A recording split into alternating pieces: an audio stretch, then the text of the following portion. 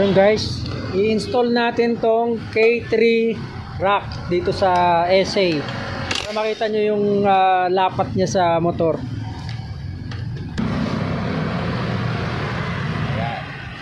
Ayan. Yan oh. Oh, sukat na sukat yung mga tornilyuan oh. Oh.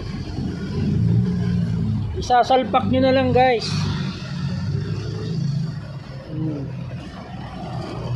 Tsaka ano yan, tingnan mo, mataas yung clearance niya sa ano. Ayan oh. Mataas yung clearance niya dito, hindi siya masyadong sayad. Yun oh. Ano pa oh guys oh, ang laki pa ng space oh. Siyempre kasi 'di ba may mga tornilyo pa yan yung mga sa ilalim nito.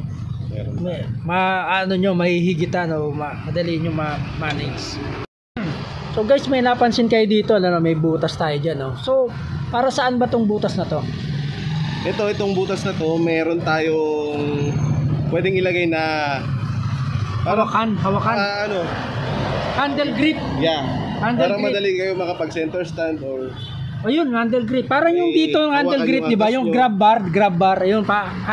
Ayun, grab bar. Pero additional siya lang 400 pesos para dito sa... So meron pa siyang actually, may additional accessories pa yan. Meron pa. Kabilaan yan. Pwede lang dito. Sayang wala tayong ano nun, ano? Wala tayong stock kasi wala naman nag-order pa. Para sa mga naka-sidebox, pwede rin siyang abang na nung butas na para ano, may bracket ng ano. Yung ano, angkas, may hawakan. Yung mga naka-sidebox, pwede rin ito na yung bracket nila. Ito na yung butas nila para sa sidebox nila, side panel. Oo, pwede rin. Oo. So, upgradable pa siya. Right?